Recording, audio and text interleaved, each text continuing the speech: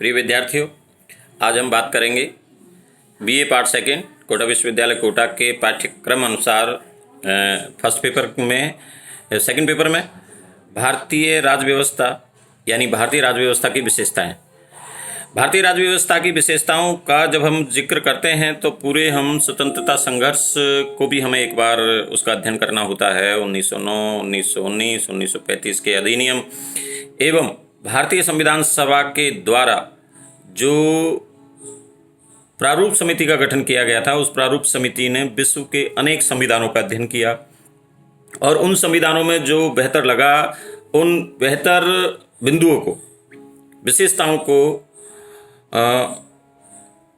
अध्ययन करके भारतीय संविधान में समावेशित किया।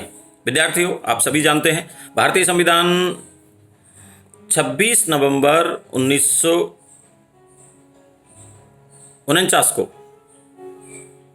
बनकर तैयार हुआ, लेकिन 26 जनवरी 1950 को भारतीय संविधान को लागू किया गया।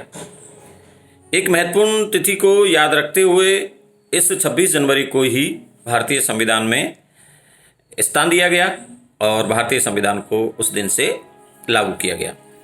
विशेषताओं की जब हम बात करते हैं तो सबसे पहले है भारतीय संविधान लोक प्रभुसत्ता पर आधारित है, यानी संविधान में जनता के प्रति जवाबदेही को तय किया गया है। यह अमेरिकी संविधान से लिया गया है, जहां लिखा गया है we are the people of US. उसी तरह भारतीय संविधान में लिखा है हम भारत के लोग। तो भारत के लोगों के द्वारा जो संविधान बनाया गया है, जैसा प्रस्तावना में लिखा है, भारतीय जनता को ही उसे समर्पित कर दिया गया है। इसका आशय है कि भारतीय संविधान जनता के द्वारा बनाया गया और जनता को ही समर्पित कर दिया गया है। तो इसलिए पहली विशेषता इसकी लोक प्रभु सत्ता पर आधारित है भारतीय संविधान।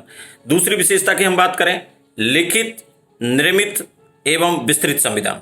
एक ऐसा संविधान जो लिखित है, इसमें अभिसमयों का या परंपराओं का कोई स्थान नहीं है तो बहुत सीमित मात्रा में।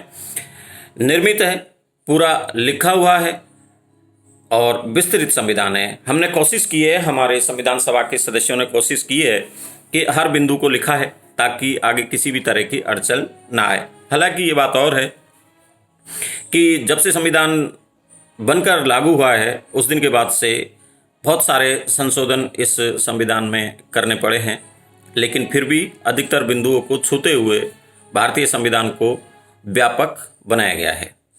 तीसरी विशेषता है संपूर्ण प्रभुत्व संपन्न लोकतांत्रिक गणराज्य समाजवादी। भारतीय संविधान पूरी तरह स्वतंत्र है, भारत देश पूरी तरह स्वतंत्र है और स्वतंत्रता के अनुसार ही संविधान बना है। प्रभु सत्ता पर आधारित है, लोकतांत्रिक है, गणराज्य है और समाजवादी है, जहां सभी लोगों के विकास का उद्देश्य संविधान में रखा गया है। तो इसी प्रकार विद्यार्थियों, जब हम बात करते हैं गणराज्य की, गणराज्य का आशय है कि राष्ट्र का प्रमुख निर्वाचित हो, न कि वंशानुगत। ब्रिटेन की जब हम बात करते हैं, वहाँ अद्भुत चीज़ें हमें मिलती है, क्योंकि वहाँ लोकतांत्रिक व्यवस्था है, प्रधानमंत्री है, जनता का चुना हुआ प्रतिनिधि है, लेकिन राष्ट्र प्रमुख राजा है और राजा वंशानुगत आधार पर वहाँ पर लगातार शासन का केंद्र बिंदु बना हुआ है। लेकिन भारत में ऐसा नहीं है, यहाँ पर राष्ट्रपति है और राष्ट्रपति का चुनाव है प्रत्यक्ष रूप से जनता द्वारा किया जाता है। धर्मनिरपेक्ष संविधान, भारतीय संविधान धर्मनिरपेक्ष संविधान है और इस धर्मनिरपेक्ष संविधान में सभी धर्मों को समान स्थान दिया गया है। राज्य के द्वारा कोई भी राजधर्म नहीं है, सभी धर्म राज्य की दृष्टि में, सरकार की दृष्टि में समान है। हर व्यक्ति को अपनी आस्था के अनुसार, अपनी धार्मिक भावना के अनुसार आराधना करने का पूरा अधिकार।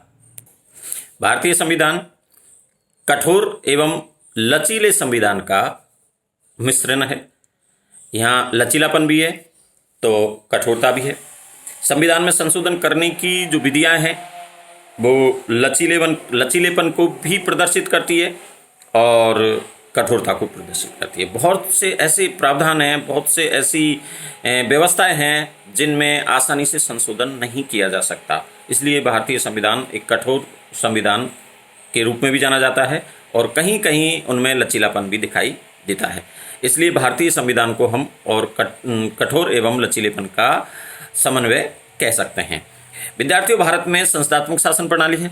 संस्थात्मक शासन प्रणाली का आशय है कि जनता द्वारा जो प्रतिनिधि है उन प्रतिनिधियों का प्रतिनिधित्व लोकसभा में होता है और लोकसभा में बहुमत दल के नेता प्रधानमंत्री बनते हैं और वह प्रधानमंत्री और उसका मंत्रिमंडल तब तक लोकसभा के प्रति उत्तरदायी रहेंगे जब तक उनका लोकसभा में बहुमत है। यदि बहुमत नहीं है तो उन्हें अपना पद छोड़ना पड़ेगा, पद त्यागना पड़ेगा।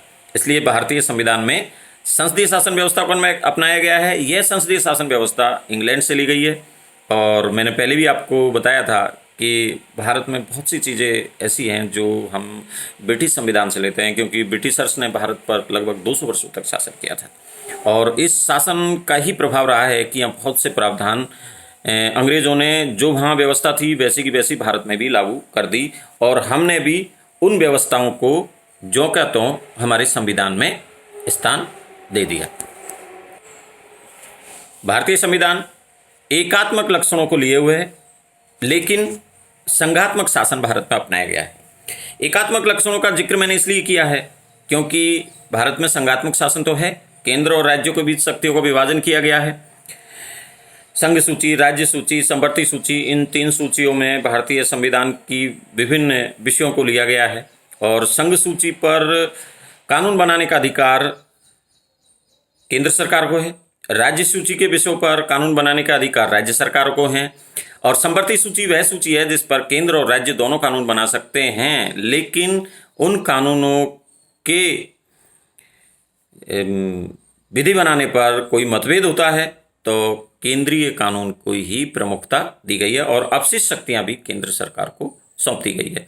इस प्रकार भारतीय संविधान में राज्यों को महत्व तो है, लेकिन केंद्रीय कानून अधिक प्रभावी है। इसलिए यहाँ संघात्मकता है वो एकात्मकता को लिए हुए है।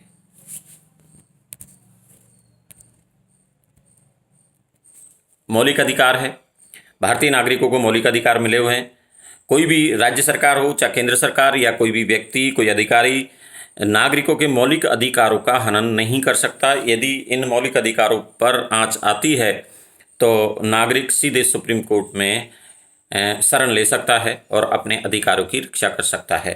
मौलिक अधिकार है, समानता का अधिकार है, स्वतंत्रता का अधिकार है, धार्मिक स्वतंत्रता का अधिकार है, शिक्षा एवं संस्कृति का अधिकार है, शोषण के विरुद्ध अधिकार है एवं संवैधानिक उपचारों का अधिकार है। ये 6 मौलिक अधिकार है जो प्रत्येक नागरिक को प्राप्त है और प्रत्येक नागरिक इन 6 अधिकारों के साथ अपना जीवन यापन कर सकते हैं। साथ ही अगली विशेषता विद्यार्थियों, नीति निर्देशक तत्व। भारतीय संविधान में नीति निर्देशक तत्वों का भी उल्लेख किया गया है। ये स्टेट के लिए एक तरह से डायरेक्टिव प्रिंसिपल है जिनको राज्यों को जिनका पालन करना बहुत जरूरी है और ये नीति निर्देशक तत्व राज्य की दशा एवं दिशा।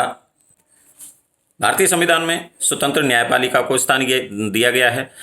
भारतीय न्यायालय किसी से भी प्रभावित नहीं होती।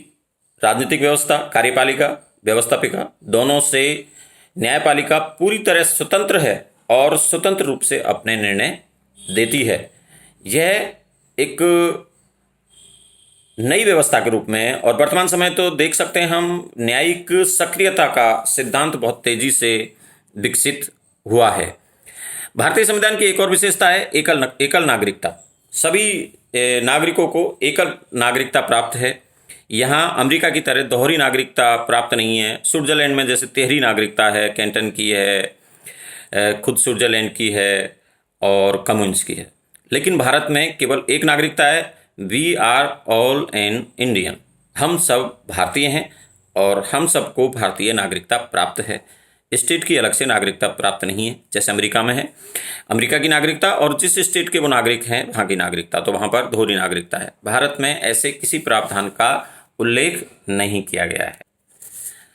जब हम ब्रिटिशर्स के अधीन थे तो भारतीय शासन व्यवस्था में सांप्रदायिक प्रतिनिधित्व का उल्लेख था और प्रतिनिधित्व दिया गया था, जो अब वर्तमान संविधान में सांप्रदायिक प्रतिनिधित्व को समाप्त कर दिया गया है। यह भी एक भारतीय संविधान की विशेषता है।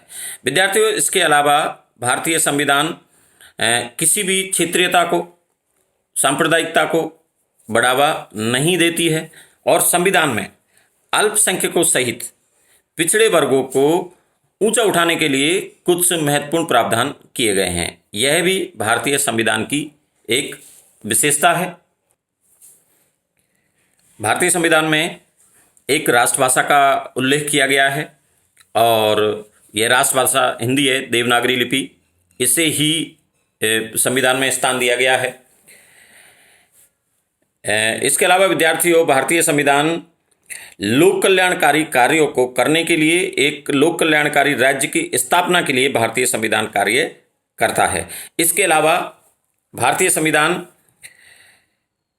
वसुधैव कुटुंबकम की भावना के आधार पर विश्व शांति का प्रदर्शक है और भारतीय संविधान भारत को शांति की दिशा में आगे बढ़ाने का प्रयास करता है।